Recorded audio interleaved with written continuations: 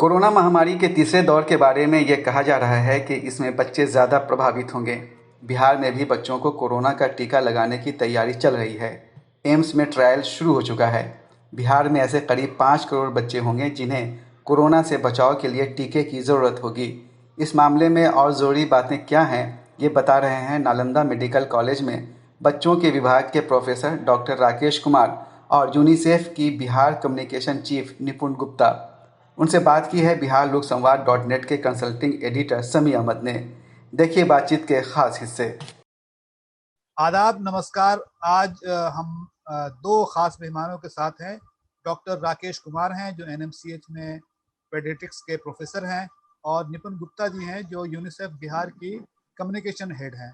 हम इन दोनों के साथ मिलकर बिहार लोक संवाद .नेट की सीरीज के तहत बात करेंगे बच्चों को लेकर, जो एक चिंता जाहिर की जा रही है कि कोरोना का जो थर्ड वेव है उसमें बच्चे शिकार होंगे, और ये कैसा होगा, कि किस तरह की परेशानी होगी, कैसे इससे बचा जा सकेगा, यूनिसेफ का क्या रोल होगा, मेडिकल जो बिरादरी है उसका क्या रोल होगा, इसके बारे में बात करेंगे। डॉक्टर साहब, सबसे पहले आपके पास हम आना चाहते हैं और सवाल ये करना चाहते हैं कि ये फर्स्ट वेव में कुछ बुजुर्ग आए, सेकेंड वेव में कुछ जवान आए, और ये थर्ड वेव की बात की जा रही है कि इसमें बच्चे आएंगे। कैसे इसको देखते हैं आप? जी देखिए, ये करेंट पैंडेमिक जो चल रहा है जिसको आप सेकेंड वेव बोल रहे हैं, जी, है ना? जी, तो हम लोग तो 2 पैंडेमिक वेव्स अभी तक देख चुके हैं। जी, और ये सेकेंड वेव था, एक बहुत लार्जर स्केल पर हम लोग हैं। जी, और इनमें जो बच्चे के बीमार होने के जो मैंने कोविड से जो बीमार या पीड़ित हुए उनकी बात करते हैं। जी, तो अगर उनमें देखिए, कुछ बच्चों में संक्रमण हुआ और कुछ बच्चों को भर्ती होने की जरूरत पड़ी। जी, तो जो संक्रमण का जो रेट है, आप मतलब अभी अप्रैल 2021 का हमारा सीरो प्रिवेलेंस, हम तो आंकड़ों में ही बात करेंगे जी, जी, क्योंकि इम्पोर्टेंट ये होता है कि एक्चुअल में क्या चल रहा है। तो उस अनुसार अगर आप देखेंगे तो जो हमारा जो सीरो प्रिवेलेंस है, मतलब 1 साल से 19 साल के बच्चों के बीच में, वो लगभग 20% है। अप्रैल 2021 का डाटा और दिसंबर 20 का डाटा के अनुसार अगर आप देखेंगे, इसका मतलब है कि 20% बच्चे प्रभावित हुए पैंडेमिक में। और उसके बावजूद भी अगर भर्ती बच्चों की अगर आप बात करेंगे पर पॉपुलेशन, माने पर लाख पॉपुलेशन की आप बात करें, तो वो मात्र 1 से 2 है। और अभी आपको मालूम है कि हम लोग सेकेंड वेव में बिहार में बहुत ज्यादा संक्रमण हुआ, और जहां तक मैं देख पा रहा हूं उसमें लगभग मतलब हर 2 में से 1 फैमिली या हर फैमिली लगभग शहरी क्षेत्रों में तो कम से कम जरूर प्रभावित हुआ है।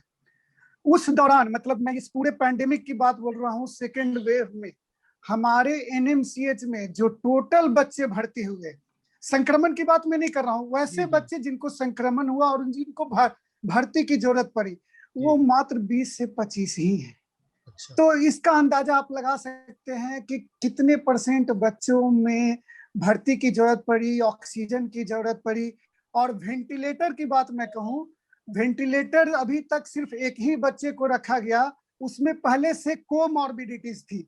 वो सिस्टेमिक ल्यूपस इरेथ्रोमेटोसिस, मतलब एसएलई से सफर्ड हो रहा था, और सीकेडी का बच्चा था जिनको वेंटिलेटर की जरूरत पड़ी। तो निपुण जी, आप इससे हम आकलन सब लगा आपको सकते रोकेंगे हैं। बीच में। अभी निपुण जी से जानना चाहेंगे कि बिहार में ऐसे बच्चों की संख्या कितनी होगी जिनके बारे में कहा जा रहा है कि थर्ड वेव में खास तौर पर उनको परेशानी होने वाली है। आपका अध्ययन है बिहार में, बिहार के बारे में, और यूनिसेफ का तो काफी रोल रहा है वैसे भी पोलियो के वैक्सीनेशन में, दूसरे चीजों के वैक्सीनेशन में। लेकिन पहले हम ये समझना चाहेंगे कि ऐसे बच्चों की संख्या है कितनी बिहार में? नमस्कार स्वामी जी, और आपने बहुत ही अच्छा विषय चुना है आज की परिचर्चा के लिए। जाहिर सी बात है, यूनिसेफ जो है वो बच्चों के अधिकारों और बच्चों की वेलबींग के लिए पूरी दुनिया में कार्य करती है, और बिहार में भी हम लोग बिहार सरकार के साथ मिलकर के कार्य कर रहे हैं। और जहाँ तक आप बच्चों की बात कर रहे हैं, तो जो बच्चे प्रभावित होंगे, हम बच्चा मानते हैं 18 साल तक के हर व्यक्ति को बच्चा मानते हैं।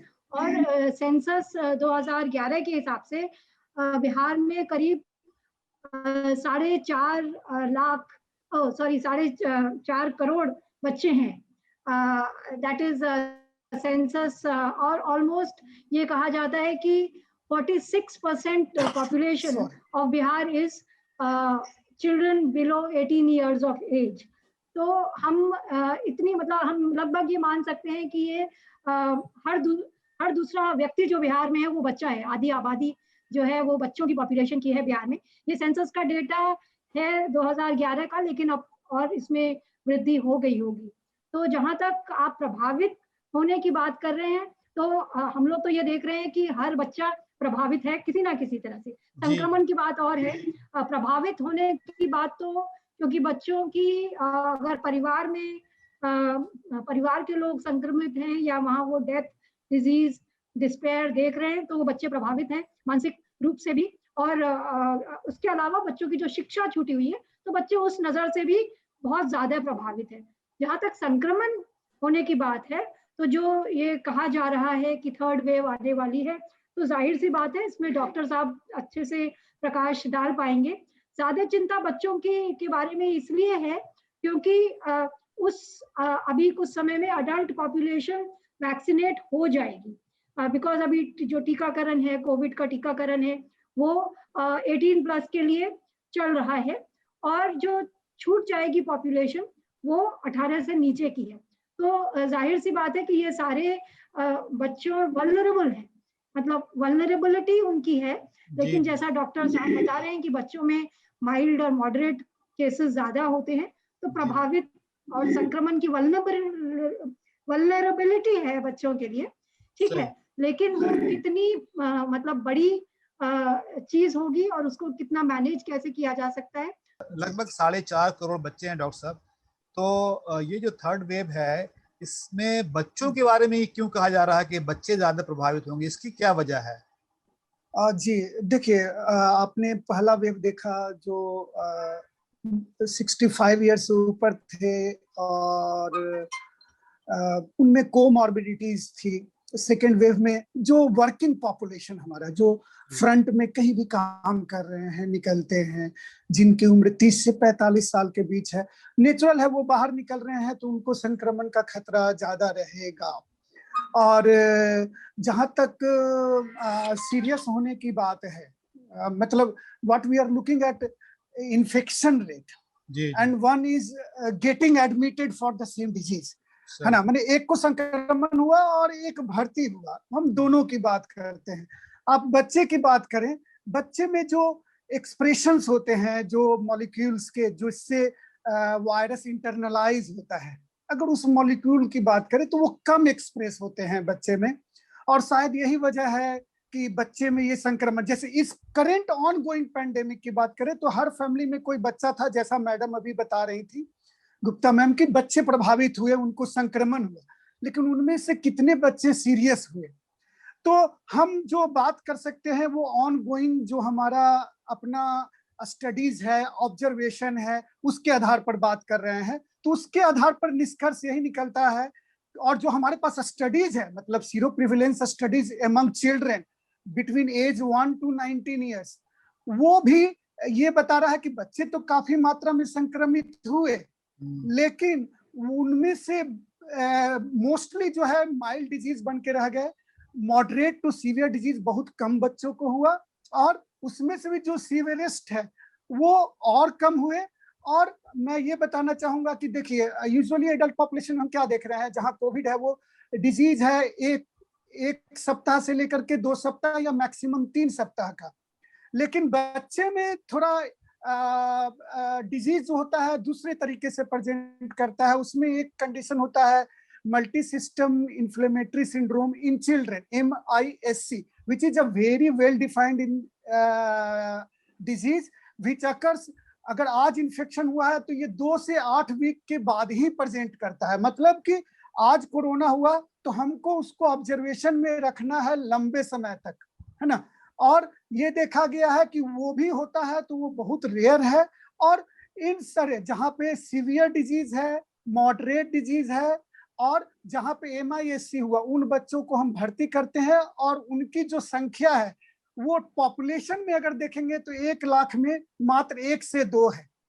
तो ये आंकड़ा जो है काफी कुछ कहता है।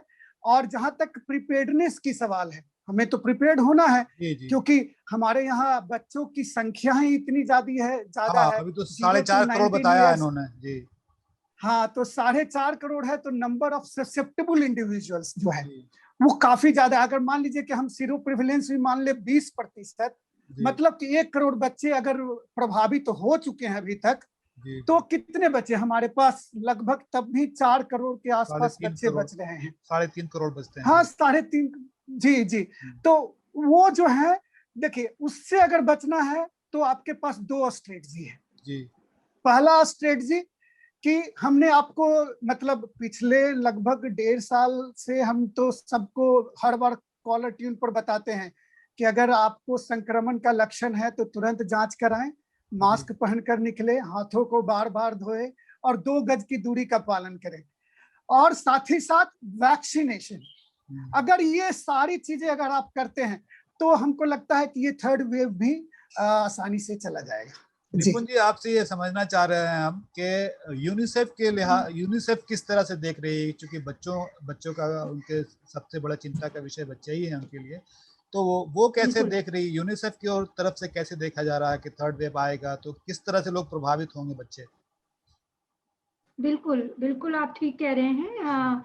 ऑब्वियसली यूनिसेफ इसको थोड़ा व्यापक तरीके से देख रही है। एक तो हेल्थ कंसर्न तो है ही, जो कि अभी डॉक्टर साहब बता रहे हैं, डॉक्टर राकेश ने बताया कि चिंता की बात है, लेकिन पैनिक होने की जरूरत नहीं है। ठीक है, there is no need to get panic. और अभी हम लोगों ने कल ही एक मीडिया के साथ इंटरेक्शन किया इस विषय को लेकर के, और उसमें भी हमारे आईएपी के सदस्य डॉक्टर साहब थे, उन्होंने भी ये बात बहुत जोर दे करके कही कि 3rd वेव में बच्चों के प्रभावित होने की आशंका निश्चित रूप से है। लेकिन यहाँ जरूरी इन चीजों पर ध्यान देने की बात है कि बच्चों का जो रूटीन इम्यूनाइजेशन है, जो उनका टीकाकरण है, जो उससे बच्चों को बहुत इम्यूनिटी मिलती है, जो खासतौर से छोटे बच्चों का जो टीकाकरण होता है, जो एक यूनिवर्सल इम्यूनाइजेशन प्रोग्राम है, उसमें बच्चों को पूरे एक शेड्यूल के मुताबिक सारी वैक्सीन दी जाती हैं, जो बहुत सारी जानलेवा बीमारियों से, घातक बीमारियों से बच्चों को बचाती हैं। तो ये इम्यूनाइजेशन, जो रूटीन इम्यूनाइजेशन है बच्चों का दूसरी घातक बीमारियों से बचाने के लिए, वो जो है वो चलते रहना चाहिए। तो यूनिसेफ इस बारे में भी लगातार सरकार के साथ मिलकर, क्योंकि ये लॉकडाउन के दौरान, पैंडेमिक के दौरान, क्योंकि पूरी सरकारी तंत्र जो है वो कोविड मैनेजमेंट में लगा है, तो कभी कभी ये होता है कि जो रूटीन चीजें हैं वो थोड़ा प्रभावित हो जाती हैं। तो यूनिसेफ इस बात के लिए ऑब्वियसली कोविड वैक्सीनेशन और कोविड ट्रीटमेंट प्रोटोकॉल्स में भी सरकार को टेक्निकल सपोर्ट दे रही है हर तरह से, लेकिन साथ साथ ये भी पैरवी और ये भी, इसमें भी सरकार के साथ पूरी तत्परता से कार्य कर रही है कि जो बच्चों की और प्रेग्नेंट महिलाओं की रूटीन इम्यूनाइजेशन वो किसी तरह से बाधित ना हो, लॉकडाउन के चलते वो कंटिन्यू रहे। तो ये एक बहुत बड़ी चीज है। और दूसरी चीज जो यूनिसेफ देख रही है, जैसे मैंने कहा कि 3rd वेव में बच्चे प्रभावित होंगे। हाँ, बहुत सिवियरली प्रभावित नहीं होंगे, लेकिन जो भी स्थिति होने वाली है उसके लिए पूर्व तैयारी करना बहुत जरूरी है। तो पीडियाट्रिक गाइडलाइंस जो है वो भारत सरकार के द्वारा बनाई गई है। यूनिसेफ बिहार सरकार के साथ मिलकर पीडियाट्रिक एक्शन प्लान के ऊपर चर्चा शुरू हो गई है। पीडियाट्रिक एक्शन प्लान में बहुत सारे जो डॉक्टर्स हैं उनको पूरे पीडियाट्रिक ट्रीटमेंट केयर प्रोटोकॉल्स के बारे में जो भी ओरिएंटेशन, प्रशिक्षण दिया जाना है, स्वास्थ्य विभाग के जितने भी अलग अलग स्तर के लोग हैं उसकी पूरी एक बाकायदा एक प्रणाली तय की जाएगी और उसको शुरुआत जल्दी ही कर दी जाएगी बिहार सरकार के द्वारा।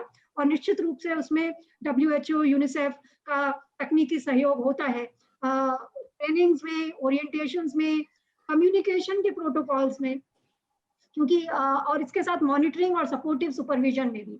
तो ये पूरी जो जी सही। डॉक्टर साहब, आपसे ये समझना चाह रहे थे कि इससे बचने के लिए कहा जा रहा है कि बच्चों को भी टीका लगाया जाना चाहिए, और आज से बिहार में एम्स में ट्रायल भी होना था, तो बच्चों के लिए टीकाकरण कितना जरूरी है और इसको आप कैसे देखते हैं, कैसे करना चाहिए इसको?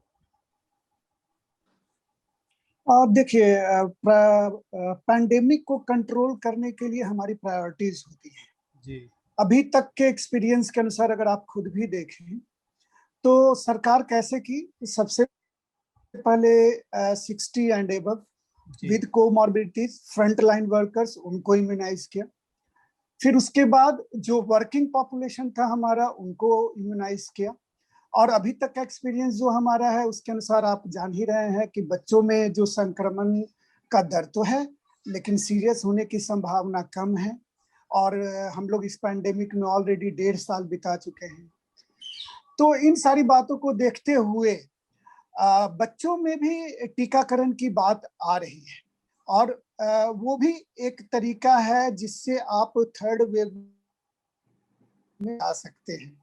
और उसकी जो नैतिक प्रक्रियाएं हैं और जो ट्रायल्स के लिए जितनी चीजें हैं वो पूरी कर ली गई हैं।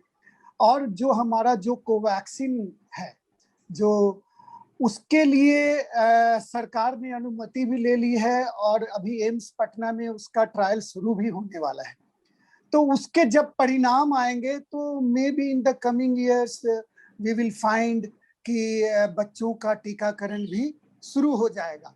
लेकिन मैं उसके अलावा भी कुछ बातें आपको बताना चाहूंगा। जी जी जैसे इस करंट पैंडेमिक में हमने एक और प्रॉब्लम देखी है, इस पैंडेमिक में भी और इसके पिछले पैंडेमिक में भी, कि एक माँ अगर कोरोना संक्रमित है, क्योंकि यूनिसेफ जो है माने IYCF infant and young child feeding का जो हमारा Nalanda medical college department of paediatrics है वो अपेक्स सेंटर है पूरे बिहार स्टेट का।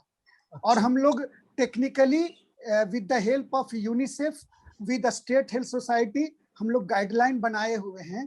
बिहार सरकार के लिए भी गाइडलाइन बनाए हैं और उनको शेयर भी किया हुआ है कि कोविड के अगर माँ अगर कोविड पॉजिटिव है तो बच्चे को कैसे लालन पालन हो, उनको क्या खिलाया पिलाया जाए और माँ का ही दूध पिलाना है वही। और यही नहीं, गवर्नमेंट ऑफ इंडिया और ministry of health and family welfare plus एक हमारी संस्था है BFHI ब्रेस्ट फीडिंग है ना, वो उनके भी गाइडलाइन है कि कोई भी माँ अगर कोरोना संक्रमित होती है तो उनको माँ का दूध ही पिलाना है। लेकिन चूंकि हमारे यहाँ इस जानकारी की कमी है, उस स्थिति में भी अभी मैं देख रहा हूँ कि बहुत सारे जो हेल्थ केयर वर्कर्स हैं, माँ कोरोना पॉजिटिव हैं तो बच्चे और माँ को अलग कर दिया। ये नहीं होना चाहिए।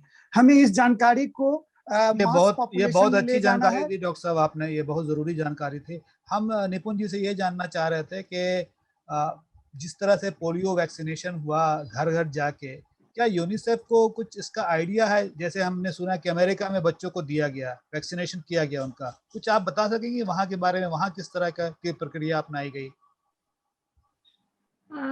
देखिए, अमेरिका के बारे में तो आप खबरों में पढ़ सकते हैं। हम लोग को जी ज़्यादा चिंता करनी चाहिए कि हमारे यहाँ जी किस तरह से किया जाना है, लेकिन जी वहाँ से भी हम लोग रेफरेंसेस ले सकते हैं। वहाँ जी पर जहाँ तक मुझे मालूम है 12 से 15 और वहाँ का स्वास्थ्य सिस्टम, स्वास्थ्य प्रणाली बहुत ज़्यादा इंडिया से और बिहार से बहुत बहुत ज़्यादा बेहतर है। जी सशक्त है। जी बहुत बहुत बेहतर है और वहाँ पर प्राइवेट जो है वो पब्लिक हेल्थ इंश्योरेंस भी बहुत ज्यादा है और प्राइवेट सेक्टर भी काफी मजबूत है वहाँ पर। तो वहाँ पर 12 से 15 साल के बच्चों का टीकाकरण शुरू हुआ है और अच्छी तरह से चल रहा है जहाँ तक खबरों में आ रहा है, और कुछ और देशों में भी शुरुआत की गई है। लेकिन बिहार के संदर्भ में हम लोगों को थोड़ा दो चीजों के बारे में थोड़ा देखना होगा, क्योंकि जो बच्चों के साथ में जब भी शुरू होगा तो ये जो ये 12 से 18 के बीच में होगा या 2 से 18 तक के बच्चों के ऊपर होगा, ये जो अप्रूवल्स होंगे गवर्नमेंट के उसके बाद ही निर्धारित किया जाएगा। और ये बहुत बड़ी संख्या हो जाएगी। जो मैं अगर आप उसका आंकड़ा देखें तो करीब 5 करोड़ के करीब 4.95 करोड़ जो अभी की, वो तो 2011 की मैंने जी सेंसस जी डेटा बताया है, जो लक्षित समूह होगा, ठीक है, वो 4.95 करोड़ होगा अगर आप 2 से 18 साल तक के बच्चों को अगर आप एक टारगेट ग्रुप मान रहे हैं। तो उसी तरह से कैंपेन के माध्यम से सरकार जैसे पूरा वैक्सीनेशन रोल आउट कर रही है, उसी तरह से पूरे सरकारी तंत्र को लगा करके उसको किया जाना पड़ेगा।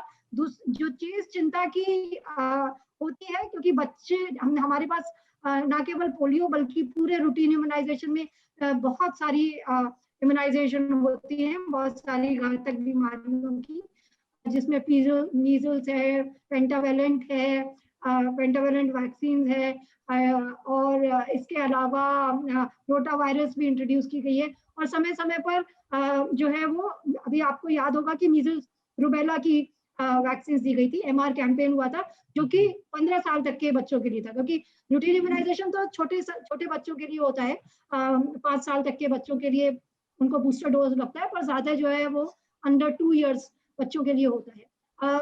लेकिन जो बड़े बच्चों के लिए जब टीकाकरण होता है तो उसमें एक चीज ये सामने आती है कि डर बहुत होता है। मीजल्स अभी आप ये देख रहे हैं कि सबसे बड़ी जो इशू आ रही है वो लोगों के मन में जो डर है, आशंका है, वैक्सीन हेजिटेंसी है, वैक्सीन ईगरनेस भी है किसी किसी को।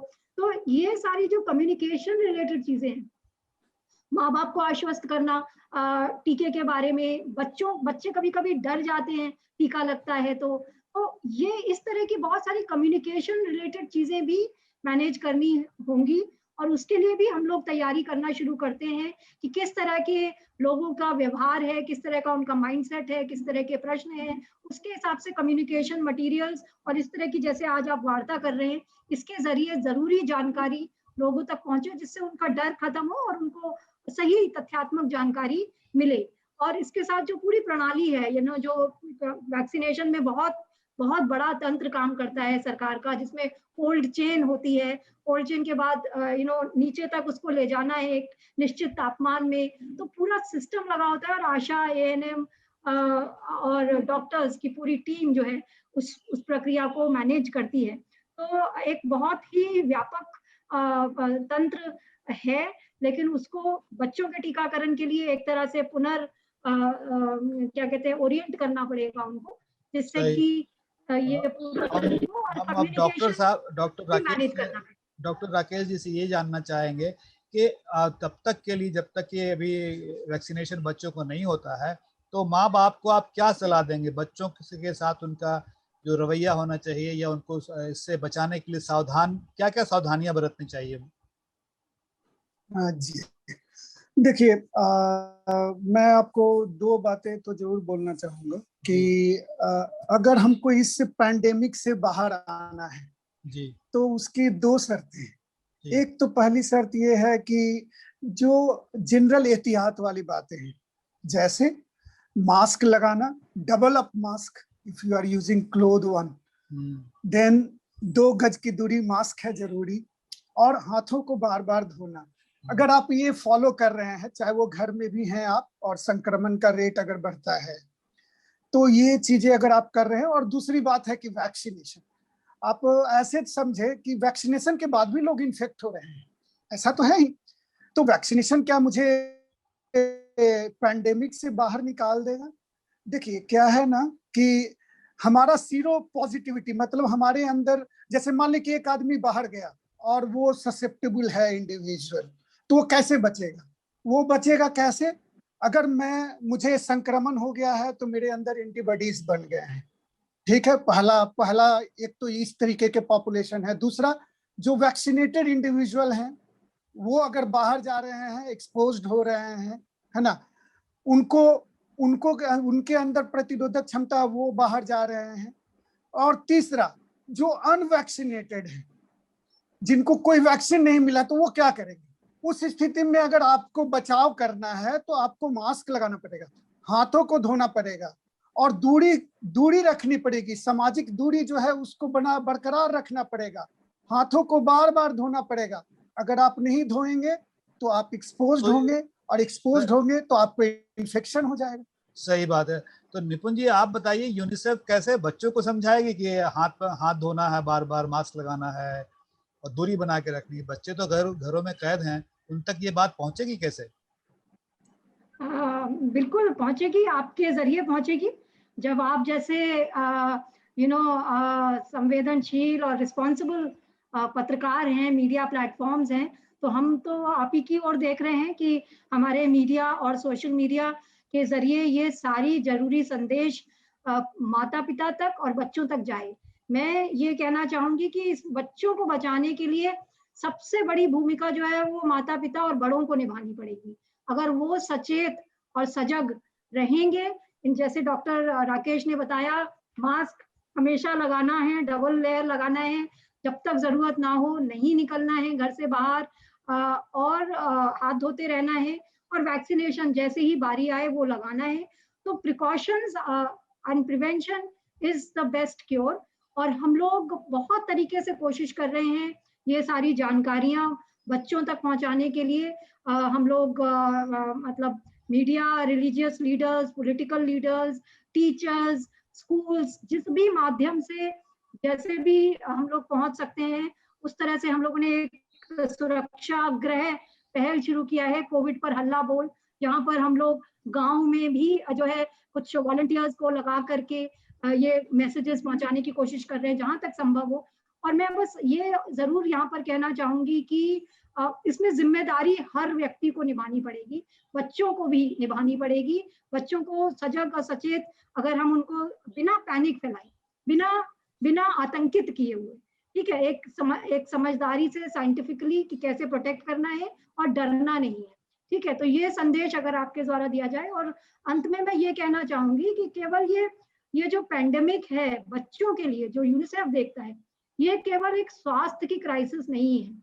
यूनिसेफ इसको बच्चों के लिए एक चाइल्ड राइट्स क्राइसिस मान रहा है, क्योंकि इसमें बच्चे की, अभी आप तीसरी लहर में खाली बच्चों के संक्रमित होने की बात कर रहे हैं, लेकिन जो बच्चों की शिक्षा छूट गई है, जो आप समझ रहे हैं कि बच्चों को घरों में एक तरह से लॉकडाउन हो गए हैं बच्चे, तो उससे उनकी मैं उसी पे आ रहा था। मानसिक जी, मैं उसी पे आ रहा था जी, अभी डॉक्टर साहब से पूछने के लिए कि बच्चे जो है जी, स्कूल को बहुत मिस कर रहे हैं।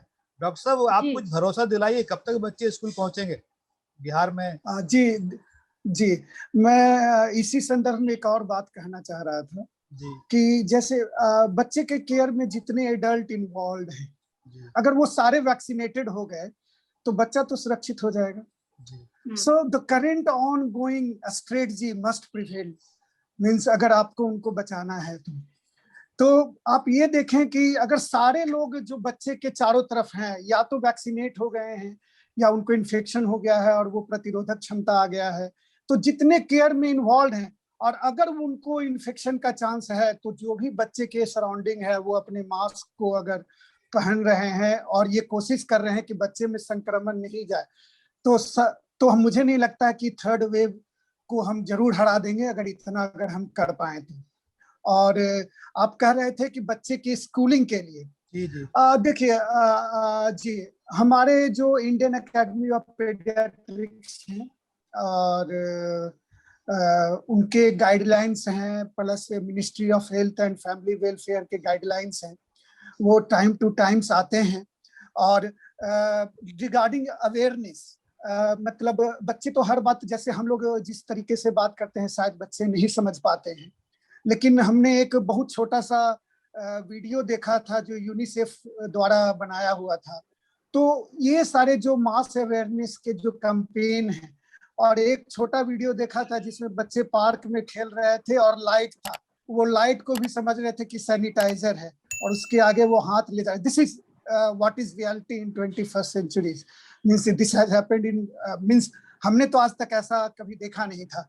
तो उसके बारे में जो माता पिता है अगर बच्चों को बताएंगे, और वैक्सीनेशन जैसे चल रहा है चलता रहेगा, तो मुझे लगता है कि कुछ दिनों में परिस्थितियां वैसी खुलेंगी कि हमारे स्कूल खुल सकेंगे और हमारे बच्चे खुलकर जी सकेंगे। बहुत शुक्रिया जी आपका, जी बहुत आपने उम्मीद दिलाने की बात की। और उम्मीद है कि यूनिसेफ भी इस उम्मीद दिलाने वाले बात में बच्चों के साथ हमेशा की तरह रहेगी। और बहुत अच्छा काम यूनिसेफ की तरफ से किया जाता है, वो काम भी जारी रहेगा। और जो हमारे बच्चों के डॉक्टर्स हैं उनके ऊपर भी एक बड़ी जिम्मेदारी आने वाली है। अगर हम लोग वैक्सीनेशन करा लें या सही वक्त पे बच्चों को टीका जो मिलना है वो मिल जाए, तो शायद इससे जो है हमारे हेल्थ सिस्टम पर जो बोझ पड़ा था सेकेंड वेव में, वो अगले वेव में ना पड़े।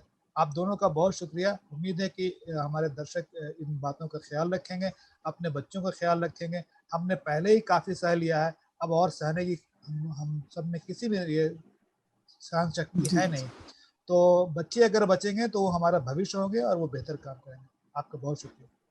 इस बुलेटिन को पेश किया है टॉप कलेक्शन और सबिहा डिजाइनर ने।